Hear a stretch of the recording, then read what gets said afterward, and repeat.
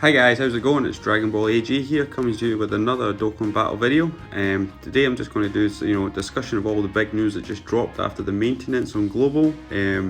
What that's going to mean for the game going forward. So let's check it out on the news, what we've got dropped here after the maintenance.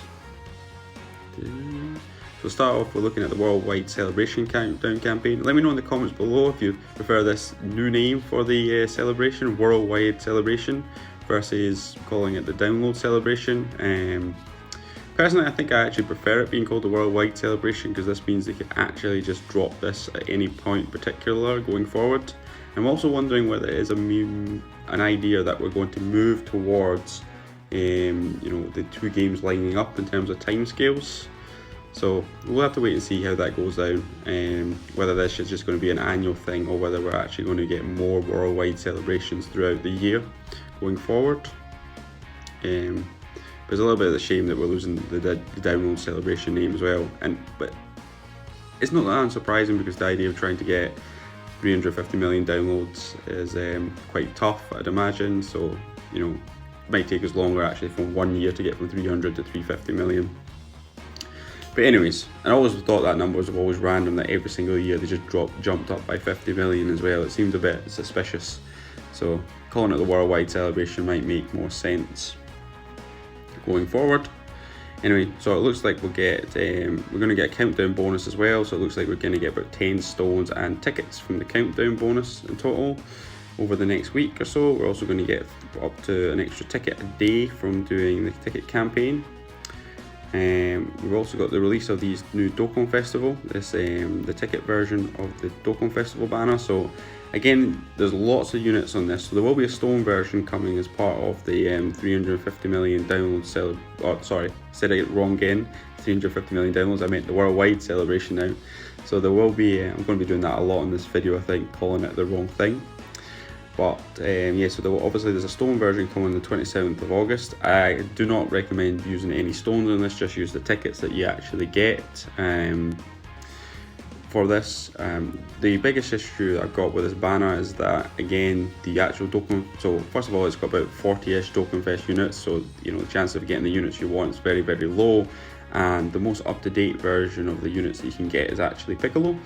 He was released in August on the JP side of the game in 2019, so he's about a year old on the JP side, and he came out in January on the global side. So he's a pretty old unit. We don't have any of the sort of newer units like Cooler or Beerus or those kind of units, or the Super Saiyan 2 Goku and the Majin Vegeta. They could have been on this banner. Don't see why they couldn't have been on here. That would have made it a little bit better, but they're not around.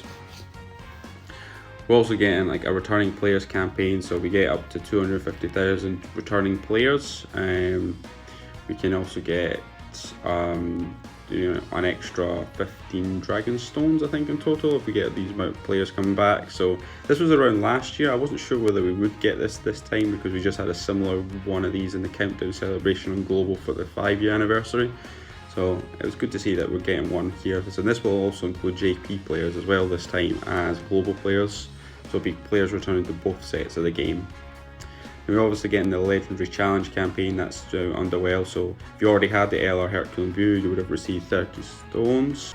And we're also getting Explosive Chain Battle. We've got the very first one. So we've got the exact same one as JP against Boo. So hopefully at some point we'll get the other events where we took on like Broly. I can't remember the other ones there. One of them was definitely Broly. I think that was the very first one, and there's been a couple other already on JP. So at some point we'll hopefully play catch up. But I don't think it really matters who your boss opponent really is. You don't get any extra rewards. So I guess the best thing about this is I absolutely hate this mode. I just don't find it that fun at all. I have managed somehow to get myself in the top 20% at the minute, which is a bit weird. I didn't think I would get that high score because I don't really care too much. But the only good thing about this is we do get these new special items which we can use to unlock treasure chests, and then from the treasure chests we can get skill orbs that we need to boost our character stats. So that's a good positive about the Explosive Chain Battle modes. But in terms of gameplay, I don't like it. I have made a video on it roughly explaining how it works, based on the JP side when I was kind of doing my predictions of what we'll get for the Countdown Celebration and 350 million the Worldwide Celebration, not 350 million downloads. So yeah, that's right. We also got Infinite Dragon Ball History, the brand new stage that was kind of announced a day or so ago. So this is obviously Majin Buu Saga themed. I think this is supposed to go away again on the 13th of September, according to some people on Twitter that I've seen. So that would suggest that we might be getting a second Infinite Dragon Ball History stage for part 2 of the worldwide celebration. We're also getting the return of Super Battle Road stages. Unfortunately, we've not got any of the new ones like they just had on JP, stages 31 to 40. So that's a bit annoying. That would have been really good if we got that dropped on Global as well. And then we obviously got all the Dokkan units to come back, all the Extreme Z battle events are back, 30% off the Baba points, and then we've got quadruple rank experience, that's really nice actually, especially for linking and boosting up link levels. So I believe, so we'll talk about that in a bit, but that 4x quest rank is going to be really useful for people, updating the stamina bars and get through that for when you try and do your link levels, because it will take a lot of stamina bars to use link levels. So let's talk about the release of version 4.11. So obviously that's been announced. We've got link skill levels here. I've done a video on this, so I won't talk about it in too much detail. I'll leave a link to my video below explaining how link skill levels work, and some example gameplay from the JP version when I did it a couple of weeks ago. But effectively they're here, so what this means is that we're going to get changes. All the link skills that used to have a flat boost of like plus 500 or plus 1000, they've all been changed to percentage based boosts now. And we've also got the link skill levels, which means you can make the actual strength of your link skills increase from level 1 to level 10. It's quite easy to get link skills level 1 to 5 up by just doing normal kind of events, but the likelihood or probability of them increasing from level 6 to level 10 is very difficult, and it might take lots of stamina bars because it's all based on chance rather than actually having some sort of XP meter. So that's going to take a long time to get all your units up to level 10, but the good thing about having that's why that quadruple experience rank is going to be really great, because apparently stage 23.8 on the story mode, Area 23 stage 8 is apparently the optimal one for trying to push your link skills, just because the way it works is that your probability of increasing it is based on the amount of stamina you can consume. So the higher stamina amount, you've got a better chance of increasing it. Based on the difficulty of the event, so if you do harder events as well, it should increase it. And it's also based on how many battles you get in the event, and I believe Area 23 stage 8 has a lot of mini battles against Cybermen or other opponents, so that gives you multiple battles per stage, which is really good. So it's the best value for going through lots of battles and the least amount of stamina, I guess.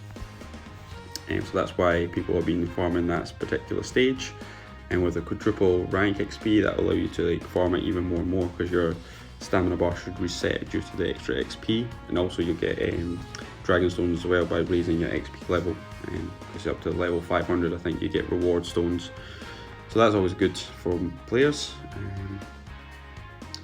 So that's good. This is also just can't emphasize enough how much this is going to affect the gameplay as well. So this is just going to mean all your units are attacking way harder than they were before, and just a lot stronger. And certain units who might have been once not that great because the link skills were poor, and all of a sudden become really good as a result of this. So just bear that in mind. I think the Majin Link and a lot of the Buu's units have got a massive buff from this update, so the fact that they've added key links to them and also give them more attack and defense buffs. So definitely worth playing the game and just farming up the units. And I think that's the best thing about this, is that you don't have to do one particular event to do this. You can just play any event and you can have a chance of raising up your link levels. So it's something you can just do by playing the game. Yeah, so the only time you can't actually increase your link levels are for any events that don't consume stamina and the world tournament. So those are the only type of events there. So you can't actually get any link level increases from Easy A events or any sort of challenge events that cost you absolutely no stamina. So that's a bit of a problem if you're someone that's done a lot of the campaign stuff already and you don't want to go back and play the same levels. So for new players, it's probably not much of an issue because you still got lots of things to do in the game that cost stamina. So it's a boost for you then. It's probably easier for you to actually raise your link levels up than for my old time player has to go back and just grind up the same stages they've already done. Anyway, so the other thing it's worth mentioning here is that just sort of popped up in the news. We're getting a Dokkan Now special on the 28th of August, so probably the date the worldwide celebration will commence. So this will probably drop this video, this Dokkan Now, and then straight afterwards almost everything will go live for part 1 of the worldwide Dokkan celebration. So we're also getting in here, we'll get the announcement of what the new units will be, what the new mechanics are, other things happening in the campaign, and we'll also get from this video, looks like we'll get some extras bonus stones from doing this kind of video. And there'll probably be a live stream on the JP side of game, so I'm not sure whether this will be after the live stream, or it will just be just before the live stream, or they'll be released simultaneously. Who knows what will be happening here, or whether this Dokkan Now will just be a live stream and we'll just have the English text underneath as well as subtitles, because all the Dokkan Now videos are just done in Japanese anyway with English subtitles, so it could just do the exact same. So we could just get this, they're calling it a Dokkan Now special, but it could just be the exact same live stream that the JP version will potentially get. So that's everything about the new campaign. From the existing campaign, from the Crank It Up, and we did get this, the new story event is just dropped as well, so it's another thing to do to improve your link levels, extra stones. I think we get about 17 or 18 stones as well in total between doing the missions and the actual story event itself. I think there is, yeah, so you get 16 stones from just completing the story mode on both normal and Z hard, and then I believe there's missions as well for getting each of these guys up to level 10, which will give you an extra stone for the new sort of Goten that drops with part of the event, the Gohan and the Goku. And the way you actually get these guys, they don't drop by just like doing the Dokkan events, they drop chocolates, this new gourmet chocolate item, and then you exchange in the shop for the Goku, the Gohan and the Goten. And I think it's 1 chocolate to get 1 copy of each of these, so it shouldn't be too hard to actually, you know, farm these up to SA10 and rainbow them. So it's always worth doing, I guess, and it can help you with your grind as well for your link levels, so that's always something fun to do. And then